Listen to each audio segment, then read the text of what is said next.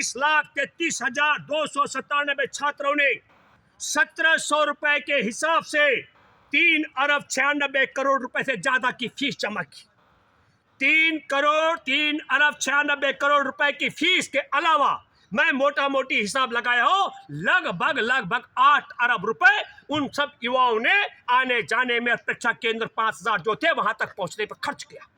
तो इसका मतलब है कि 12 अरब रुपए हमारे देश के 23 लाख से ज्यादा छात्र खत्म करते हो और हमारे देश की सरकार उनसे लगभग 4 अरब रुपए की वसूली करती हो और फिर भी ईमानदारी के साथ में पेपर नहीं दिला पाती हो परीक्षार्थियों को, उसमें भी घपला होता हो, घोटाला होता हो और हमारे देश के छात्रों को कोर्ट का दरवाजा खटखटाना पड़ता हो। ये बहुत दुख और अफसोस की बात है। जबकि सरकार बार बार कह रही है कि वो नकल रोकने के लिए कानून ला रही है, ये कर रही है, वो करे, तमाम हथकंडे।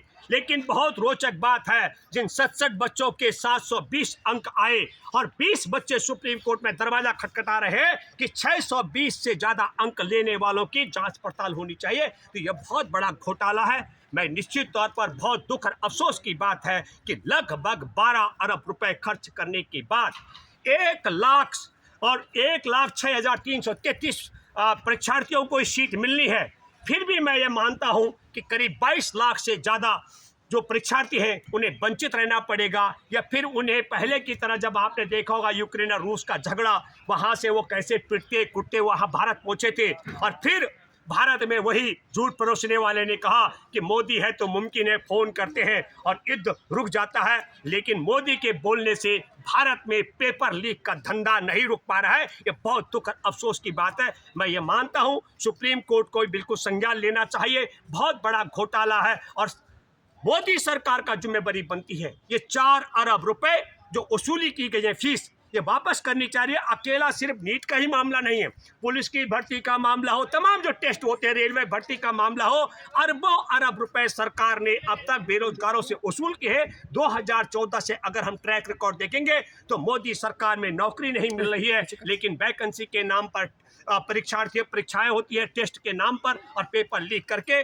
तमाम मामले रफा दफा होते हैं। लेकिन परीक्षार्थियों से जो वसूली की गई है 2014 से, वो अगर हम ईमानदारी के साथ उसकी गणना करें तो वह भी अपने आप में एक बहुत बड़ा घोटाला है, क्योंकि तमाम पेपर आपके लीक होते हैं, इनमें परीक्षार्थियों का कोई दोष नहीं होता। और मैं परीक्षार्थियों से अपील करता हूँ, आप सब लोगों को एक स्वर में आवाज उठानी चाहिए और नरेंद्र मोदी की सरकार अगर ये नहीं रोक सकती है तो पहले परीक्षा दिला दे, परीक्षा सफल होने के बाद पेपर लीक ना हो, उसके बाद में फीस वसूली करने का प्रावधान करना चाहिए। क्योंकि नालायक सरकार है, परीक्षा में पैसा वसूली करती है, हर पेपर लीक का मामला नहीं रोक पाती है। और ये बगैर मोदी सरकार की इच्छा के, बगैर किसी भी कीमत पर मैं मानने के लिए तैयार नहीं हूं कि हमारे देश में पेपर लीक का मामला हो। मैं व्यक्तिगत तौर पर जानता हूं, क्योंकि नरेंद्र मोदी ने तो कह दिया 2047 तक मेरे से कुछ मत मांगो, 2047 तक न नौकरी मांगो न आपको। हाँ देखिए, आपके सामने है, मुंबई के